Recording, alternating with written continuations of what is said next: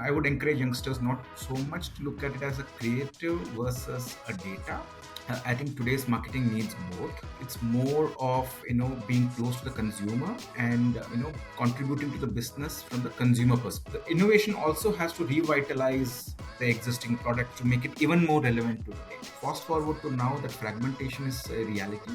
So it's a marketer has to grapple with connecting the dots because now the whole onus is on him.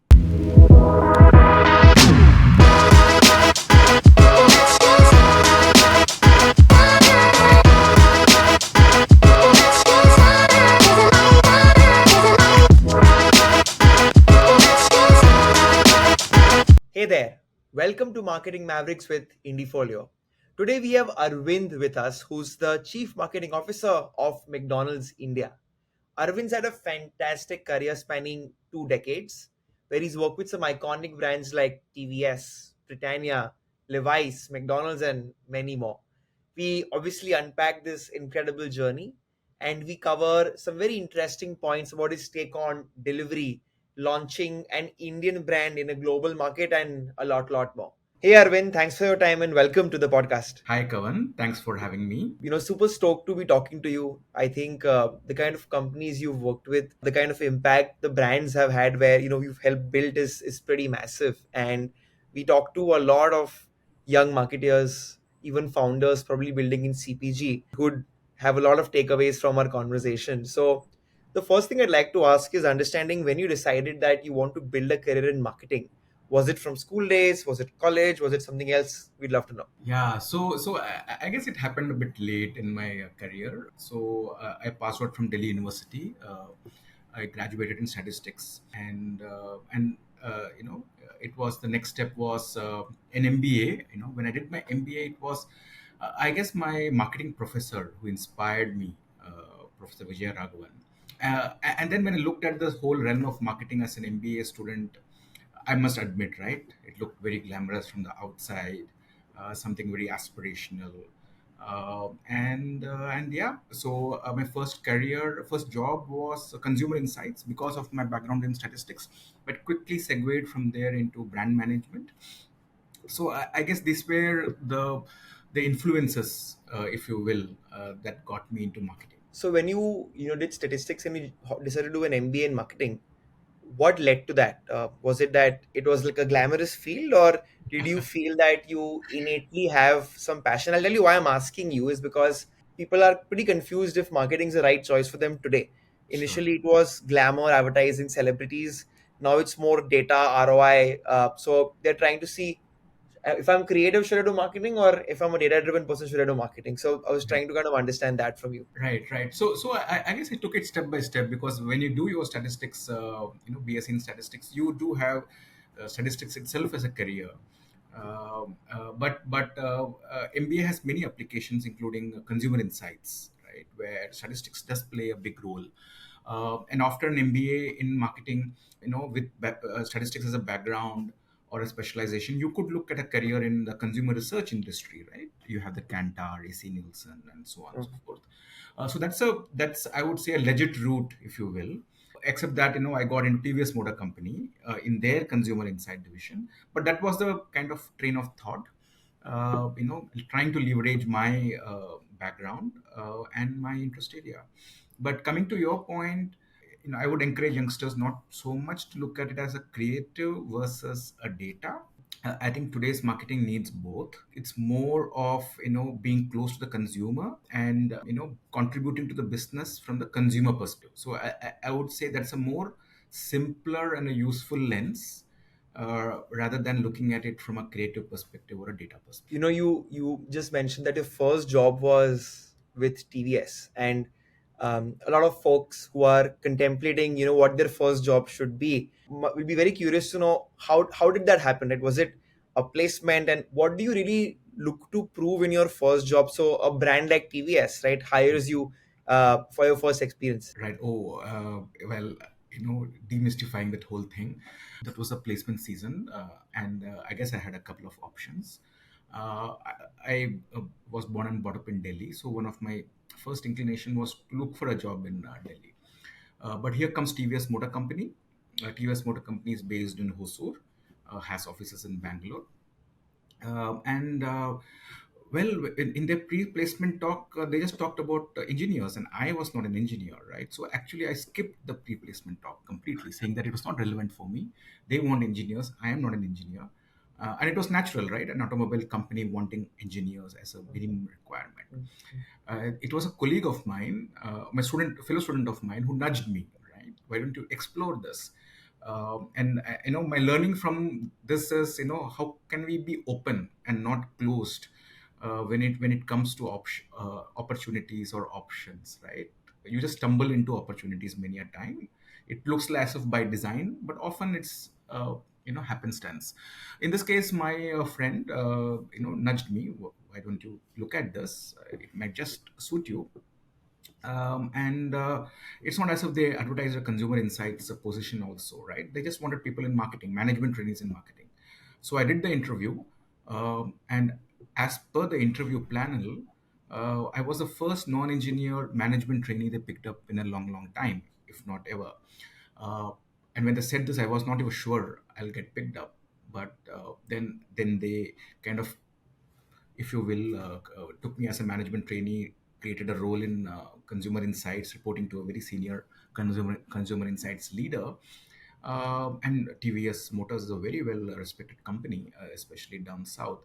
So it all made sense to me, right? I was leveraging my background in statistics, and here was an entry into a good company, into marketing, and hence, yeah, my career started. Fantastic. Within TVS only, I think you switched many roles, and Yeah, one thing I want to talk to you about was sales. yeah.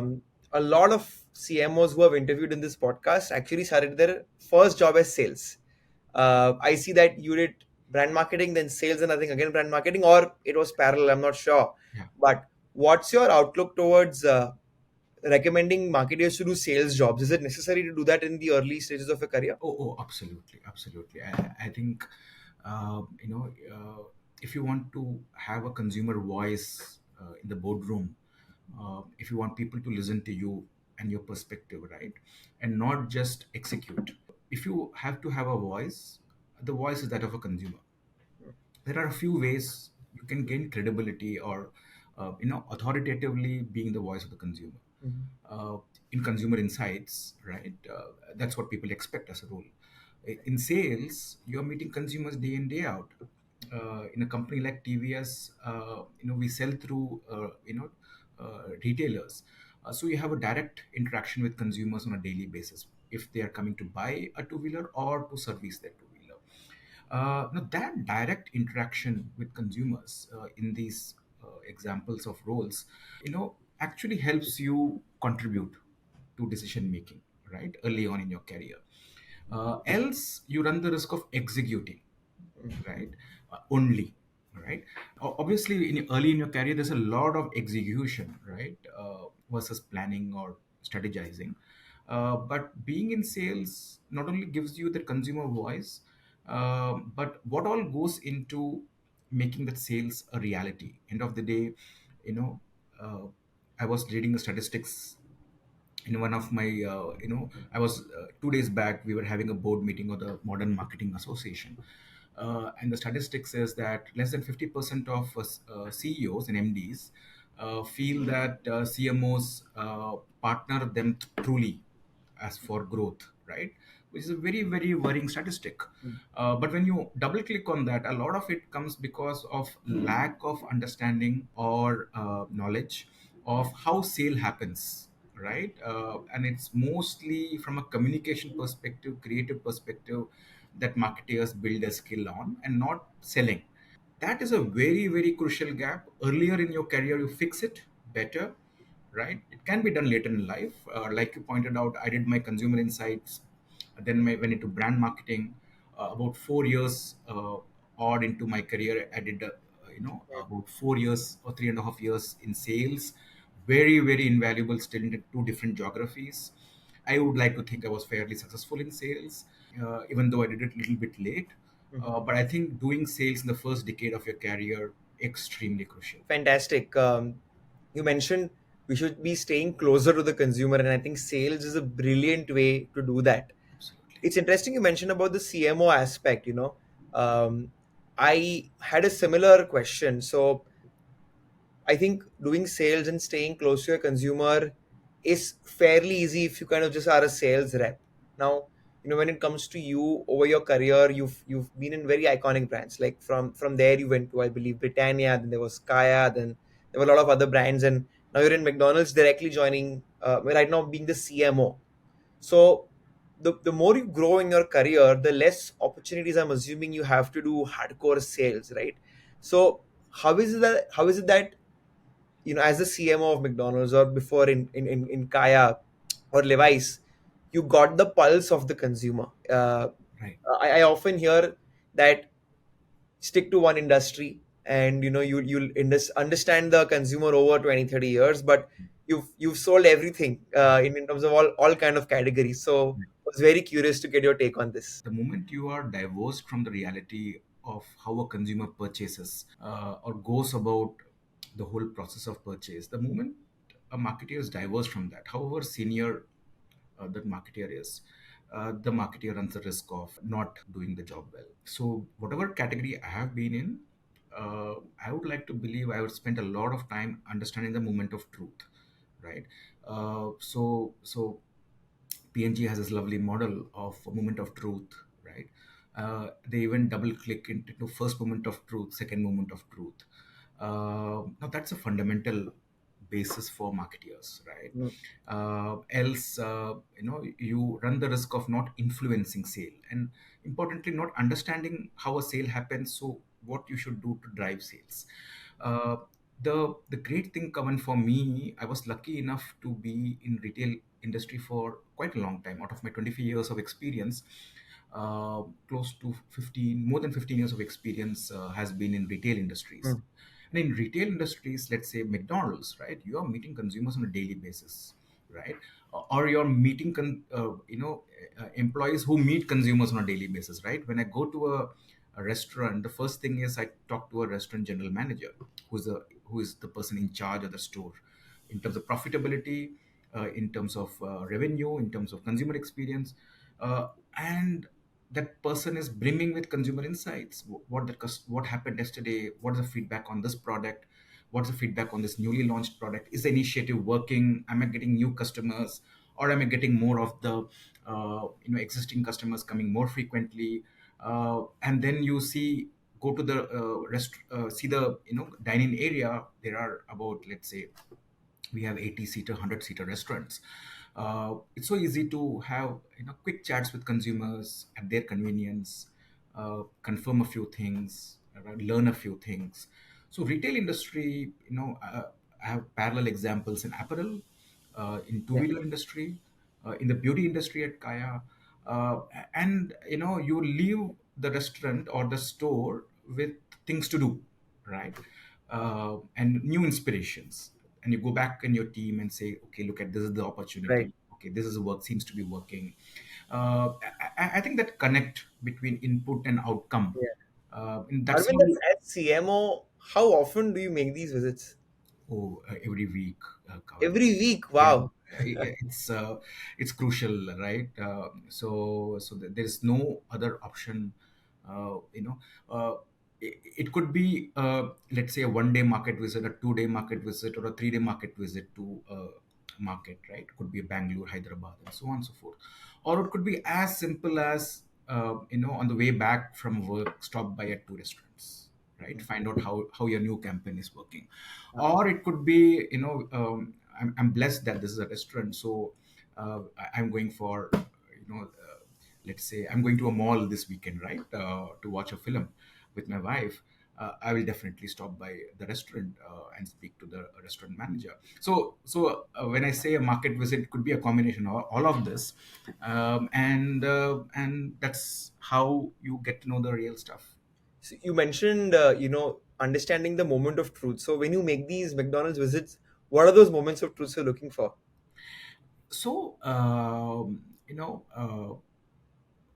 where does a consumer go to place the order, right? And how does the consumer think about the order, right? Is one such subject.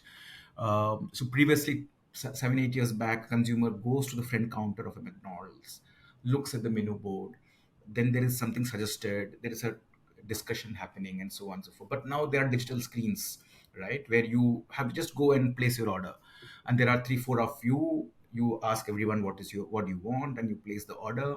So it's very intriguing how they go about, right? And you realize in the end, while consumers try stuff, they go back to their favorites, right? Right.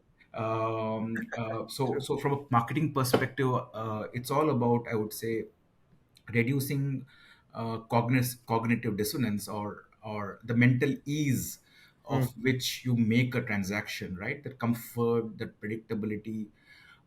So while you imagine in food people are trying new things or want to try new things, in reality most consumers go back to their favorites, right? It could be a McAloo Tikki, it could be a McSpicy, it could be a McVeggie. So I find that utterly fascinating, right? The second is the experience, right? When I see families coming to our restaurant, they want a few minutes of quiet. They have their kid, a 3-year-old kid or 5-year-old kid. Then the husband and wife.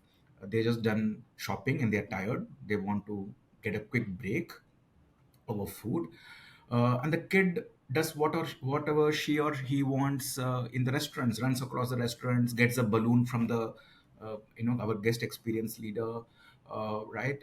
And we don't shoo the kid. We don't say, you have to be there. A kid in a McDonald's restaurant is having the fun of a time, right? So that the parents get a moment of calm, if you will, and the kid is occupied. Or you go to you, and when you see a McDonald's restaurant's overview, right, you see various things happening. In a Hmm. weekday, you see a team from the nearest office coming and doing a review, right?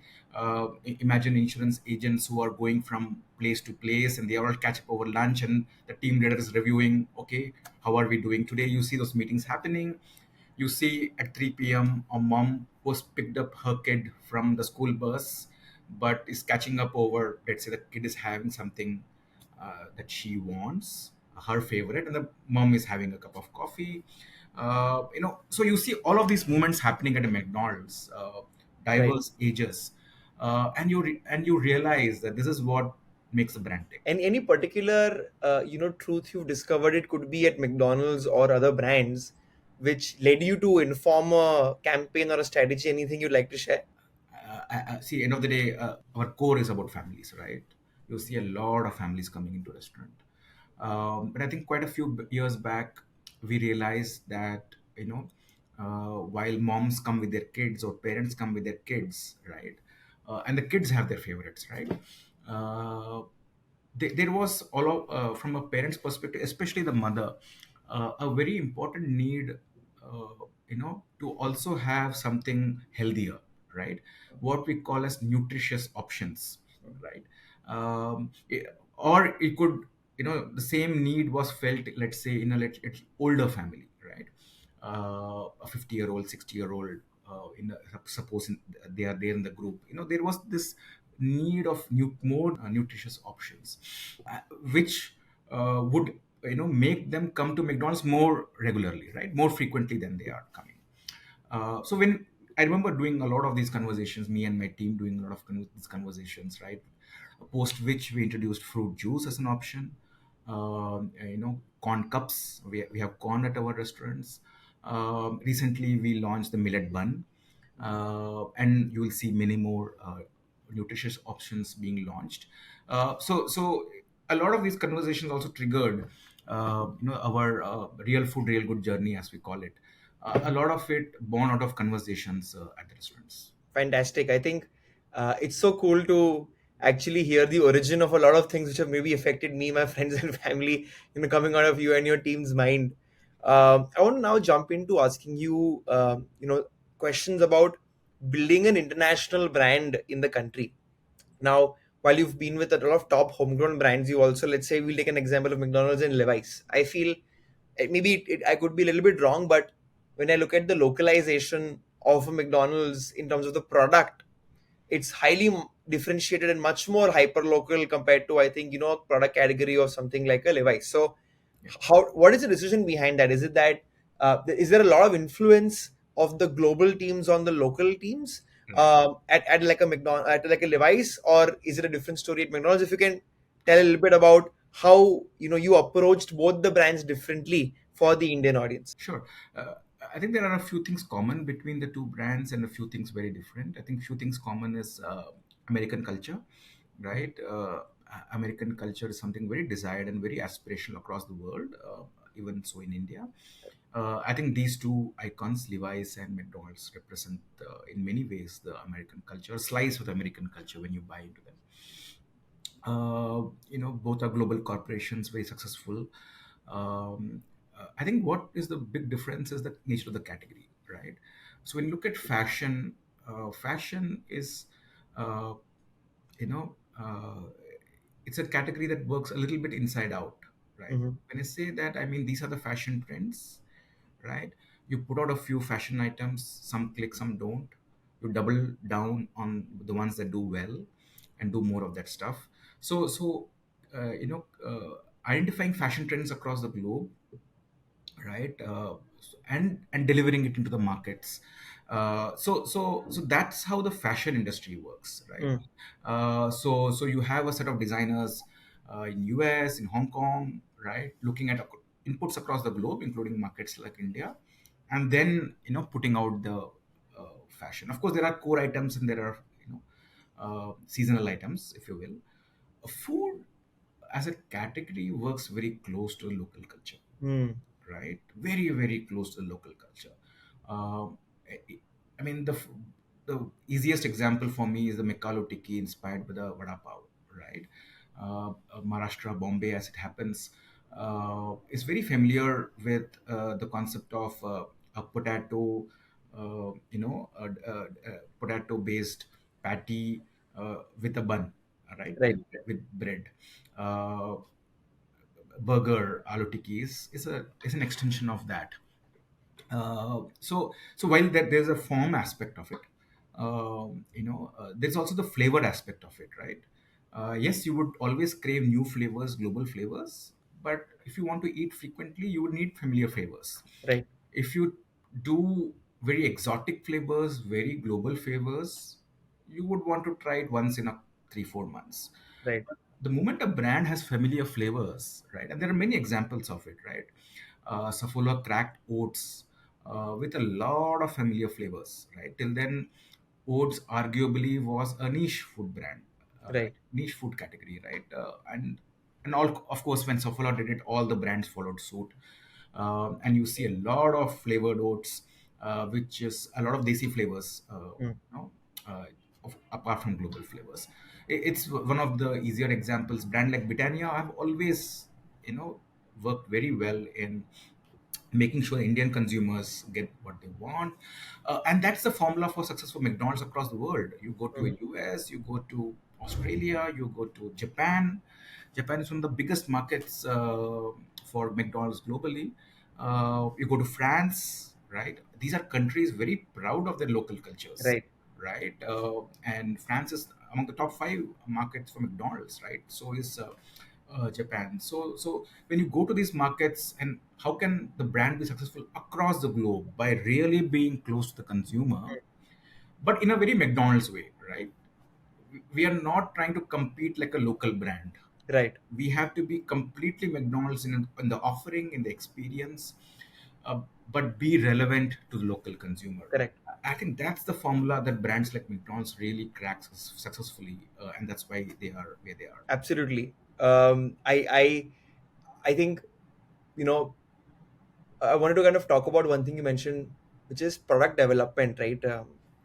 People don't talk about or think about product development a lot with related to marketing and CMOs.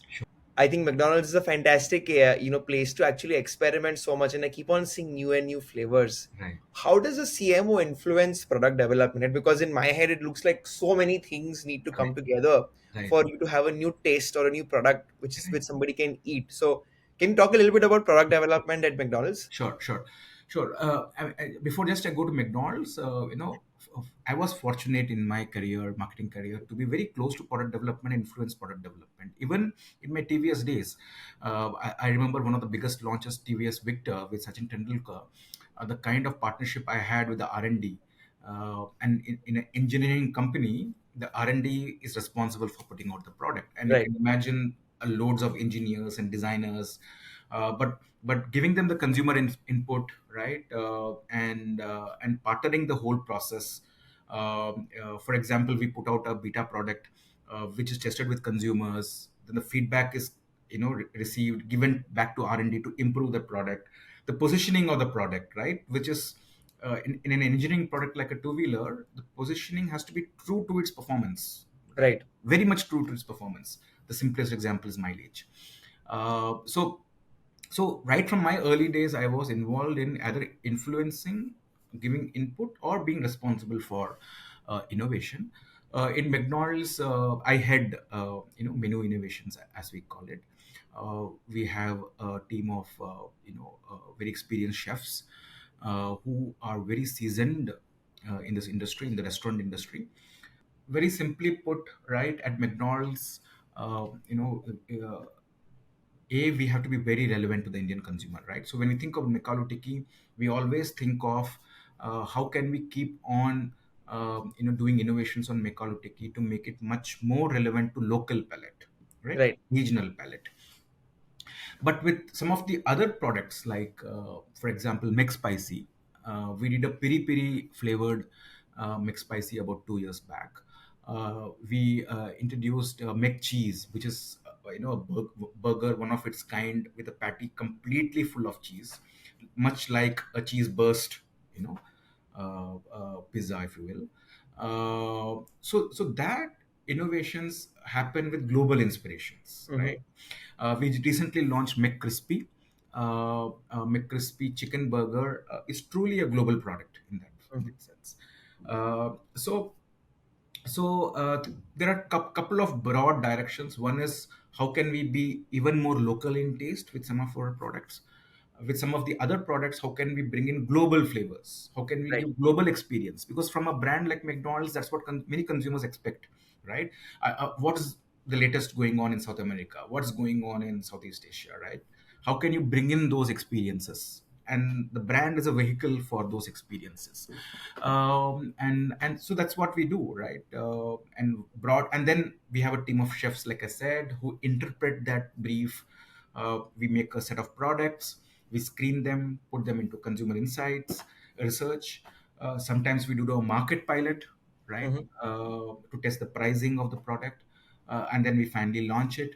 Post launch, we do a very close dipstick to understand if is a product being experienced and rated well, like Mm-hmm. we imagined it to be. Is there any more further tweaks needed on the product, right?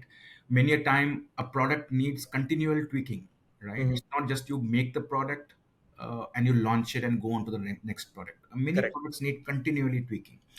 In our context, Kavan, these products are made at our restaurant, where there are young kids with a lot of energy making these products, frying our fries, the patties, assembling the burgers. So this product has to be simple for them to be making at Right. scale, right? Right. Once you make a very complex product, imagine a product like a fine dining, right? It will not come out of a McDonald's, right? It's a very complex Correct. product. So our business model is all about for quick service, as the Right. name itself implies, doing it at scale. Right. So when our chefs imagine this product, they also have to be imagine it coming out of our restaurants, and us being able to do it at scale, with Correct. zero error, right? Correct. Nothing can go wrong in from that perspective, right? So yeah, these are some of the ways in which we kind of approach new product development at McDonald's. I remember seeing the movie The Founder, where I think a big insight, which I saw people had, was on the entire layout of the kitchen and actually building for scale there. Yeah. So I'm sure that's a big challenging fact, where whenever you think of a new product, it needs to be built for scale, as you said. A lot of times in movies and shows, you see the management sitting and the chefs coming and preparing these six dips or six products, and everybody having a taste and writing it down. Does that happen, or is it more reliant to the actual consumer feedback? Both I would say. First is, I think every product or every product range has a brief, right, which is linked to our business strategy, Mm. and the product has to deliver to that brief. So our leadership, the entire set of leadership, right, goes through multiple, uh, you know, we call it product cuttings for some reason, but we sit through the various, uh, versions of the product, version one, version two, version three, till we feel that we have got it right. Uh, I would say it's about 1 in 10 cases we get the product right at the first instance, right? Many a time it's about fine tuning the product again and again. And then we think, yes, this seems to be in the zone from our strategy perspective, right? Right. Uh, uh, and then we go into consumer research, right? And then based on the consumer research, we have to fine tune the product, right? Which happens many a time, and then we launch it, and many a time, even after launch, we get feedback for improving this, improving that. So that process is, I would say, continual, right? So because it's not just about launching new products, right? It's about taking your old icons, your 20-year-old icon, 10-year-old icon, 5-year-old icons, and refreshing them. Right. Because end of the day, when you look at aloo tikki, right, it can't be the same aloo tikki as 15 years back. Correct. Right? So when we launched the whole wheat bun about 6-7 years back, we gave it as an option in our aloo tikki, right? And many consumers really loved it. So it's the innovation also has to revitalize the existing product to make it even more relevant to today. My personal favorite, or my personal favorite innovation would be the Mexican McAloo Tikki. I think Right, kudos to all of you. right, It's become my go-to. I think right, it took a lot of years for somebody to replace my McAloo Tikki cravings, right, and even my non-veg cravings once in a while. right. But I think there's only one now. Mexican McAloo Tikki has become like my staple. Very interesting. uh, we all have a joke around that. McDonald's is something you always go to when you don't want to make a choice. It's like pata nahi kya khana hai, to just order McDonald's, you'll be happy. Right. And in design we say, McDonald's is like Helvetica. Like they have the same output in terms of the consumer choice. Very interesting. I want to now talk about the flip side, where you actually took a local brand to a new geography, which is, I believe, TVS Yeah, in Indonesia. yeah. What was the decision behind going to that particular market? And if you can kind of talk about how you Sure, built a brand there locally sure. as an Indian, I'd be very Sure, curious. sure, sure. Yeah, I mean, as it happened, it was a very, as it happened, was a very intriguing, but went on to become a very, very rewarding journey for me. So when you look at the two-wheeler industry in the world, while China is the number one and India is number two, and when you look at the top five, there's South America and there is Southeast Asia, right? These are where maximum two-wheelers get sold. So TVS at the time decided that we need to make a entry into Southeast Asia, and there was this treaty across countries, which include India, which encouraged manufacturers to set up factories there, set up base there rather than exporting from India. But anyway, we couldn't export from India because the kind of two wheelers that used to sell there at that time, even now, was something called Bebek. So in the Indian context, you take a motorcycle, right, and you take a scooter. So the crossover is a bebek, right? Bebek in local Indonesian language or Malaysian language means duck, right? So it was a unisex two-wheeler, which is a crossover vehicle, but very, very suited to Indonesian, for that matter, Southeast Asian conditions. Uh, Especially from a consumer context, a man could ride it and women could ride it at ease. Mm. We didn't have that in the portfolio. So my role, so a startup team from India went there. So there was a head, of course, the managing director from someone very senior from Indian operations was sent there as a managing director. There was a sales head, there was me in marketing, there was a production head, there was an R&D head. So Mm. seven of us representing different functions went there, started work out of a small office, and at the end of, I think, 2 years, had a large set of employees, local employees, of course, because we didn't want to run it as an expat operation. and in the end, it has to be local employees who can own the brand because they know the consumers best.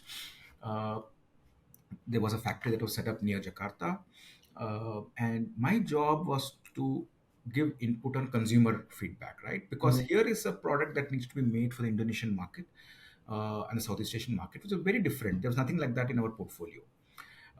So, what is the role in the life, right, of an average consumer?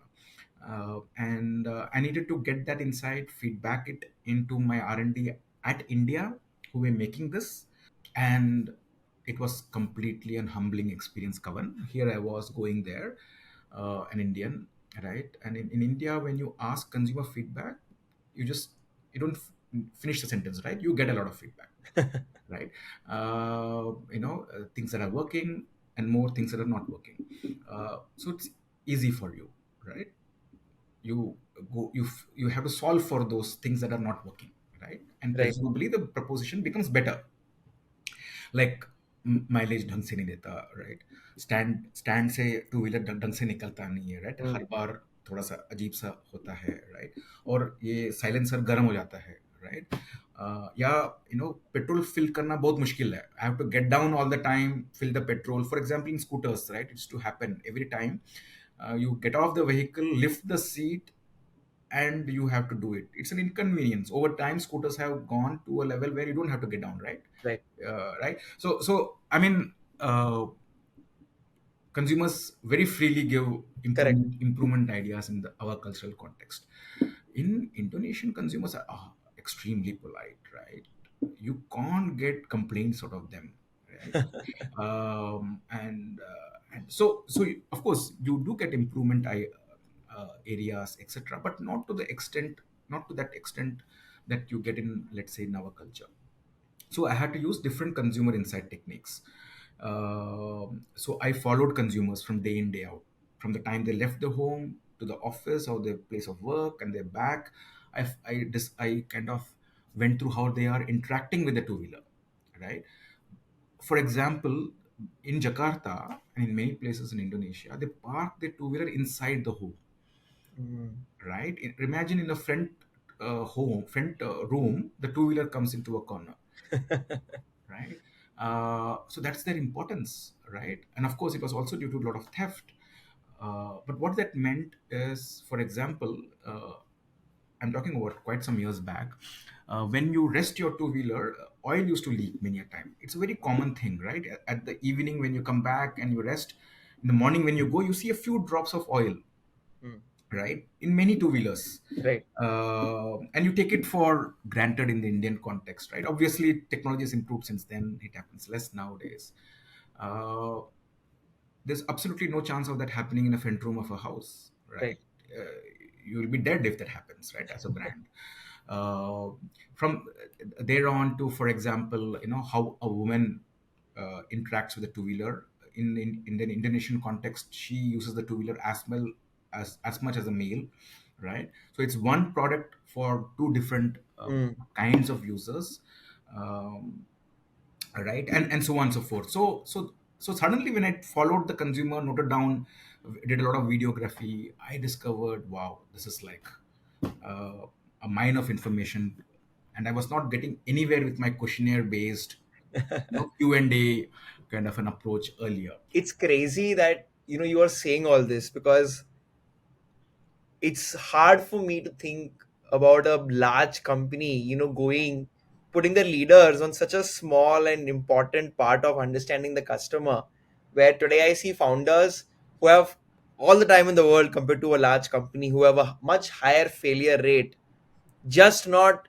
talking to Oh customers. yeah, They're like, they'll assume yeah, and they'll launch, yeah, and then I think after talking to you, it's crazy that it's always said that the smaller you are, the more you can kind of customize and make it bespoke. right, But it's fascinating that large companies and large marketing teams also go to right. such minute details to understand what my who exactly my customer is. So this was like really, really engrossing. Thanks for that. Of course, cover. And in this case, complete credit to the culture Mr. Venu Srinivasan built in TVS, right? He used to call it the voice of the customer. Hmm. Whenever important decision making happens, he turns to my boss. in consumer insights, who are heading consumer insights, right? To whom I was reporting early in my career. So, what does the consumer say? What is the voice of the consumer, right? We in the early days we used to call it voice of God, right? What's the voice of God before we make a decision? So that high esteem in which the consumer was kept, right?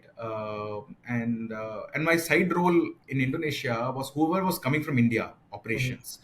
I had to give them 1 week orientation of the Indonesian consumer, right? Mhm. So I took them to Indonesian homes, met them, did a few interviews, right? So Indonesian consumer orientation was one of my side roles when I was a marketing head in Indonesia, because the belief, natural belief in anyone in the company was I need to know the consumer, right?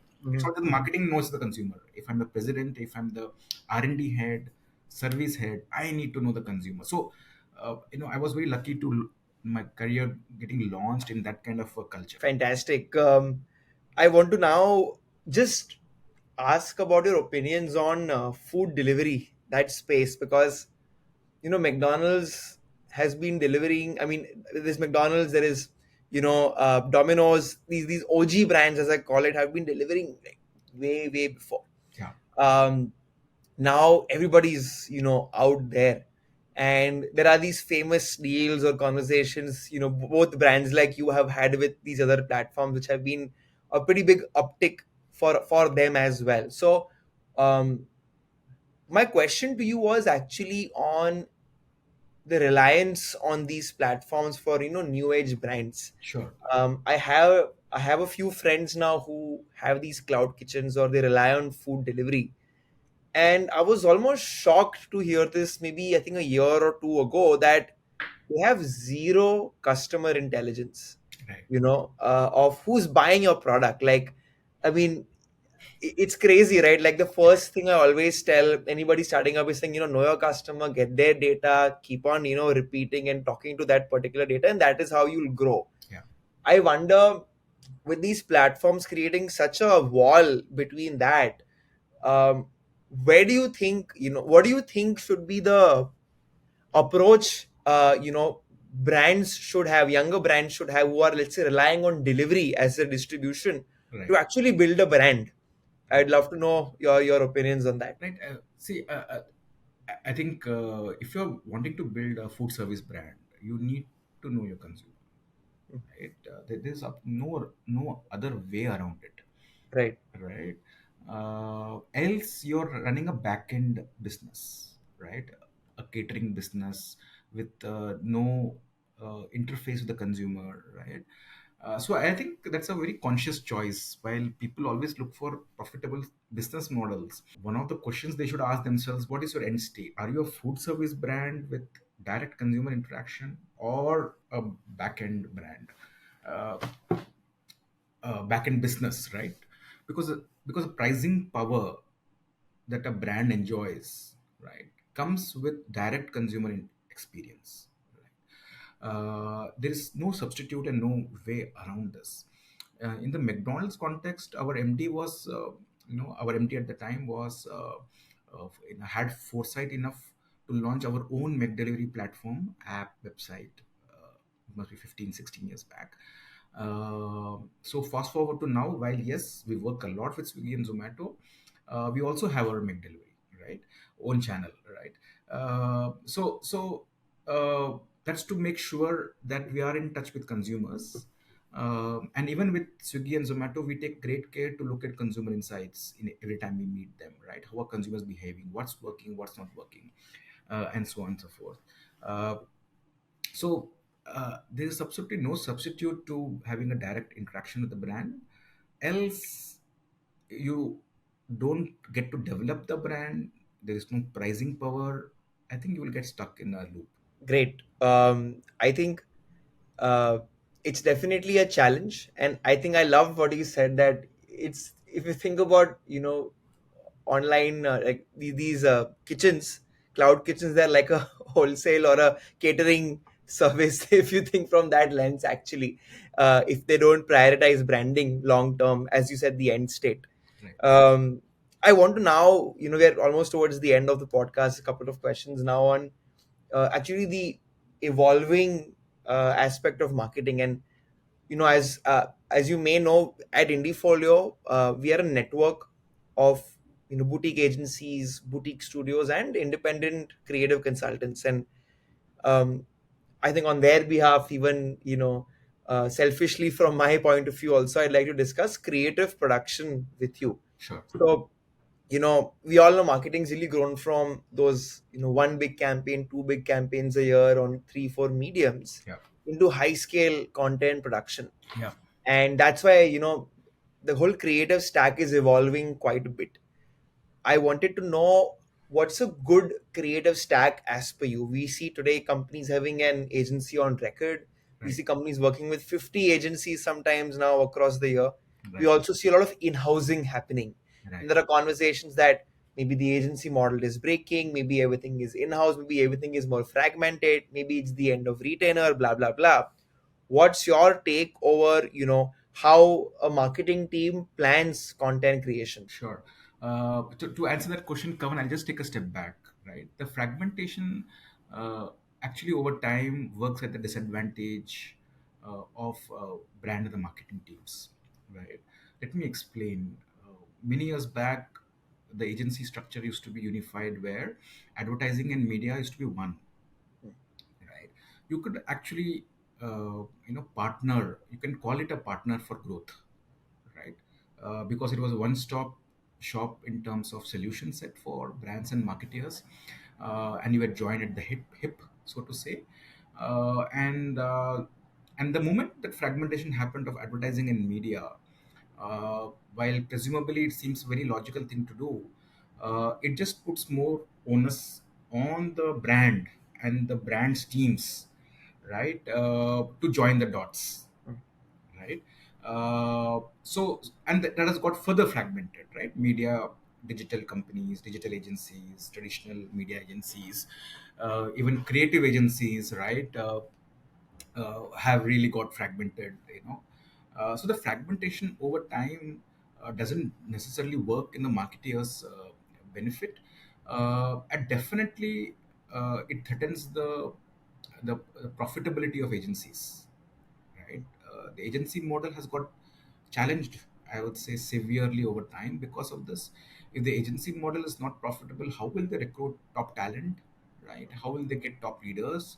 And the top leaders, when I started my career 25 years back, the agency heads used to talk to my MD, and between them, there used to be a real partnership. And this is not once in a year conversation or once in 6 months conversation, right?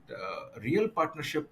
My agency head, creative agency head at the time, uh, SG, as we call him, right, of Sachi and Sachi, used to come, and our new product used to ride our two-wheelers and give feedback. Hey, this is not working. I think this has to be better.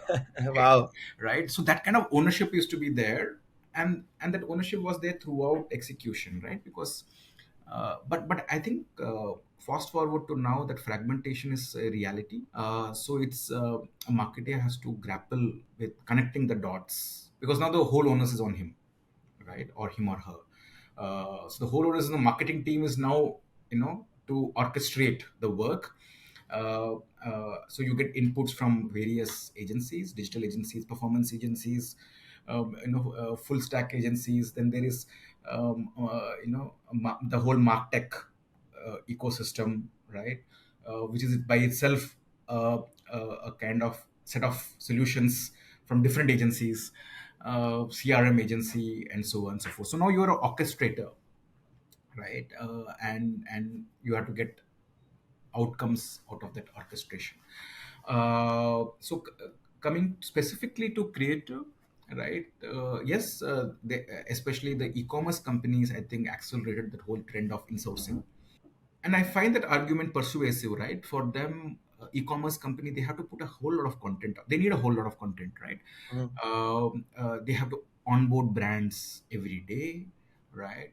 And how do they, present those brands in a very, in a uniform way? Because let's say an Amazon or a Flipkart, they have their own approach, the look, the assortment. So they need to do this very, very fast, Right. right?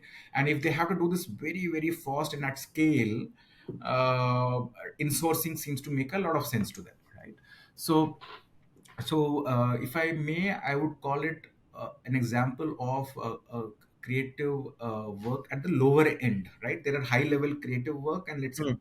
a mid level or a lower level creative work, right? Which is more about churning out uh, a lot of stuff fast, and there are dimensions and codes and things standards that are very clear to everyone. I need to kind of deliver to this Right. to this code, right? So that's one kind of work, right?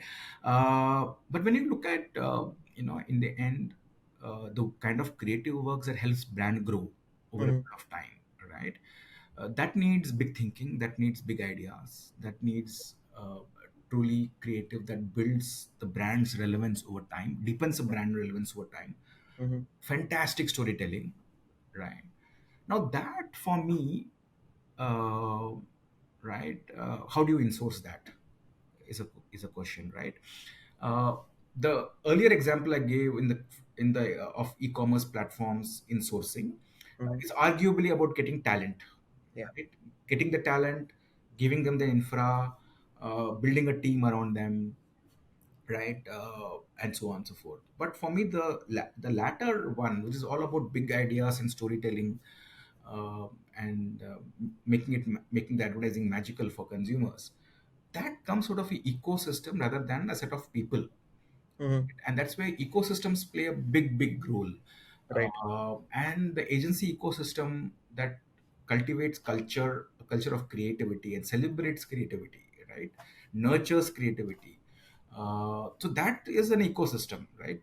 If you break up that ecosystem, the brand would be the one that will bear the brunt of that, right? So when it comes to that part of the creative ecosystem, I would creative work, I would be very careful. I would encourage to think of it as an ecosystem rather than a set of people that you can insource, Hmm. right?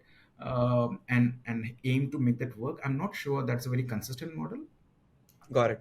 Got it. because in the end, let's say DDB, who partners with us, right? No, it's a global agency, all right? So there are global creative councils. There is a once in a quarter they have a creative challenge where people from across the globe pitch their best work, and top talent from within the agency rate that work. Hmm. No, that's an ecosystem. That's not a few individuals that you can, bring Right. into the company. So we have marketeers in. If you ask me, how to nurture that ecosystem, have to do whatever it takes to not challenge that ecosystem, but to nurture that ecosystem. But Fantastic. I think we qualify this as like core work and chore work, right, and I think I'm seeing a lot of reasons why core work will remain to be how it is, but right, I think the chore work with even AI right, is a big threat, and I think a lot of people who are just doing businesses based on chore work maybe yes, I think on the higher side of risk at this stage. sure, You worked with many agencies though, across your entire career. right. Can you tell me what you think separates a great agency from a good agency? But I think the great agencies push themselves on, work that pushes the boundaries, Hmm. right? So obviously, it comes from a culture of creativity, which is different in different agencies. Hmm. But you get to see a lot of work that pushes boundaries. Hmm. That many a time makes you uncomfortable, Right. right? But as one of my early mentors in advertising taught me, the work that makes you feel uncomfortable is probably the work that will make things happen, right? So they are very good at pushing boundaries, at bringing in that sense of storytelling that awes the consumer, that moves the consumer, right? I'm a big believer of emotion at the center of storytelling, right? There's no substitute to this. People ask me a lot about brand work, performance marketing work, right? Yes, but for me, when you talk about marketing, you talk about storytelling, right? Storytelling moves mountains, and so a big agency does a great job out of that. Think big, think ideas that are pushing the boundaries, and execute that well over time, right?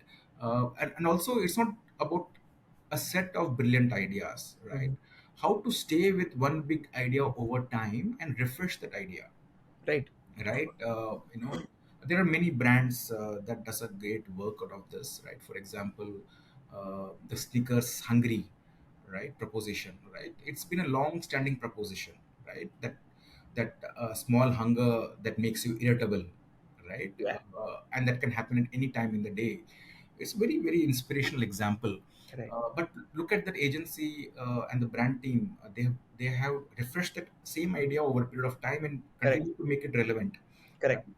And that's how you build brands. That's how you build penetration over a period of time, not by doing five new crazy things, every year, right? You need this kind of work also that builds over time, Right. and great agencies make that happen easily. Fantastic. I think very rarely I hear this being one differentiator. I must, follow up on this.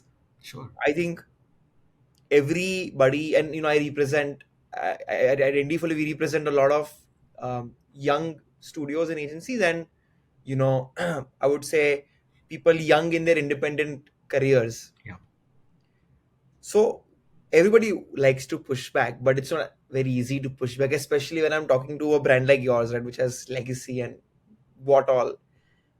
How much of a pushback is dependent on the idea versus the authority, uh, from the other side, right? Like at one end, there may be a wacky idea, which anybody can give an idea. Sure. At the other end, people come with authority, right? If I'm maybe a 7-year-old studio versus a 100-year-old legacy agency network, creative company, how much of it is idea versus authority? I wanted to ask you. Oh, it's all about idea, right? And ideas can Wow. come from anywhere, right? I would give an example within the DDB ecosystem, right? And there are a lot of creative leaders within the DDB ecosystem. But I remember very starkly a recent college pass out from one of the American institutes, who was working in DDB, coming out with this insight, Hmm. right? It was a brilliant insight, right? Wow. So my point is anyone can come with that insight, and obviously once you crack a great insight, the idea is the next natural step, right? But many a time you getting stuck at that insight, right? If you don't have a sharp insight, many of the time it's tough to make a great idea. Correct. But for me, that's how, you have to be open to ideas from anywhere, right? And it can surprise you. The source of ideas can surprise you. uh, we have a lot of bright young talent, right, within agency ecosystems, outside agency ecosystems, sometimes within the marketing team, right, itself, right? Sometimes there are brilliant ideas that come up. You have to back those ideas. You can't think of seeking comfort, uh, you know from the authority of that idea perspective, right? Go for the edgy ideas, go for the ideas that can move the consumer Hmm. irrespective of where it comes from. Fantastic. I think this is so encouraging to hear, especially from someone like you, because often I see some discouraged creative agency founders, because it's a tough business any which way, saying it's the authority, that's why I'm not getting selected. And I always say that, no, work on getting the right insight and the idea. I think the conversation will change sooner than later. Oh, absolutely, Kavan. As a testament to that, I, I do take out time to be on award juries, rating agencies, and so on and so forth. So, for example, for 3 years, I was in the Campaign Asia. Mhm. Just an example that comes to my mind, given this question. So, and I was a part of the jury for South Asia. Uh, and many a time there are outstanding work by small agencies you have not heard of. It Right. doesn't matter. The marketeers just go for that winning idea. There's absolutely no hesitation, right? So yeah. I mean, I think that's how my peers in the marketing community would think. Superb. So far the conversation has been extremely exciting, and I've learned so much myself. I'm sure a lot of viewers also have learned a lot, and you've given a lot of advice. But to move to the last question and to conclude the podcast, I wanted to ask you another advice. So you've obviously been in a lot of jury. You've also been at MMA India, and you do constantly mentor a lot of people in marketing and advertising. If you could, as a parting thought, just give some advice on uh, how somebody can be in your shoes one day, right? You'll see a lot of aspirational folks listening to our conversation where they want to one day, be a CMO of a large brand like yours. What's the advice to kind of reach such a stage as the end state, as you said? The first one is, I think, the point made earlier in this podcast, that there is absolutely no substitute being close to the consumer, right? The moment one gets into a trap of that being an island, that you're executing stuff but having no connection to the consumer, right? So it's very, very important to have continual conversations with the consumer, right? What's the first moment of the truth, second moment of truth? What's the consumer experience like? How he or she goes to in terms of making a choice of your brand or a product, uh, and you need to be the voice of consumer in Right. boardrooms, right? And that's how you build credibility, and that's how you prove your worth as a marketer. So there's absolutely no compromise one can make on, how can we quickly become the voice of customer in the various discussions. uh, the second one is, marketing community especially can be accused of being distracted by the latest shiny things, right?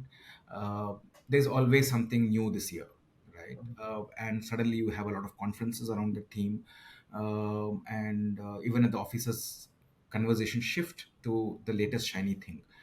I think the eye of the marketeer has to be on long-term, growth principles for the brand, right? Mhm. Rather than get distracted by the latest shiny thing, right?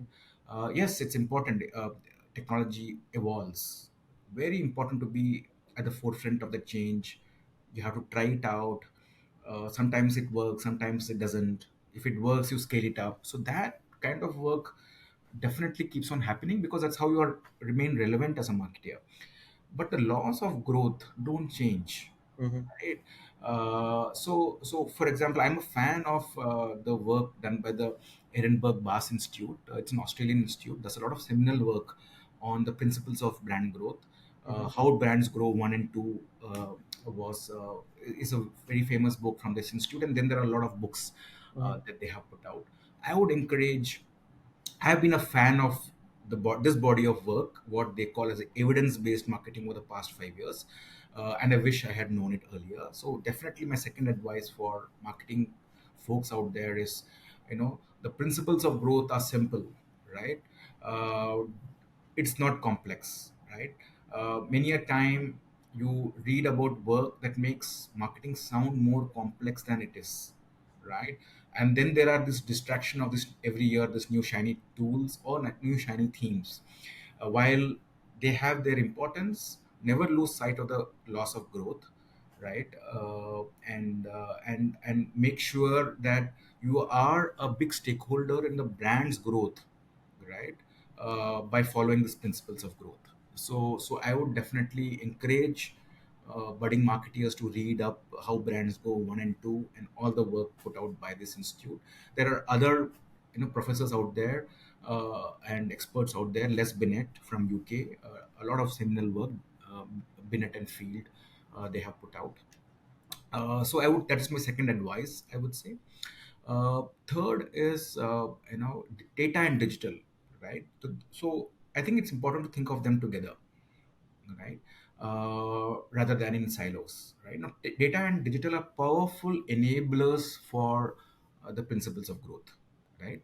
By themselves, they are not outcomes, but they can be powerful enablers for brands growth. uh, Now, you can approach it from a CRM perspective or a loyalty perspective, performance marketing perspective. Then AI is completely changing the way we do many of these things, right? Though in its early days. So the whole advancement of data and digital, Mhm. and understanding where you are in the maturity curve, Mhm. right? And doing whatever it takes to kind of push your organization or yourself from a data and digital maturity perspective, right? Mhm. So I would say, these three are my advices. That's some golden advice, and you've articulated that so well. Thank you. This marks the end of the podcast. When Thank you, it's Kavan. like I said, it's been fantastic talking to you, and thank you so much for giving me time on your precious Sunday. I hope you had fun. Yeah, yeah, yeah. A lot of fun, Kavan. This is one of the few podcasts I have done, and I started this probably a year or two back, and it's fun. It's really fun reaching out to newer audiences, right? And the very format of this is, you know, I love to take out time for this. And I had a great conversation with you, Kavan. Thanks for inviting me. And I hope the listeners and the viewers will find this useful. Definitely will, and thank you for coming on board. It was an honor. And for everybody who's stuck along so far, thank you so much for tuning in. We'll have another marketing leader join very, very soon. And if you'd like to catch that episode, please like, share, and subscribe. Thank you so much.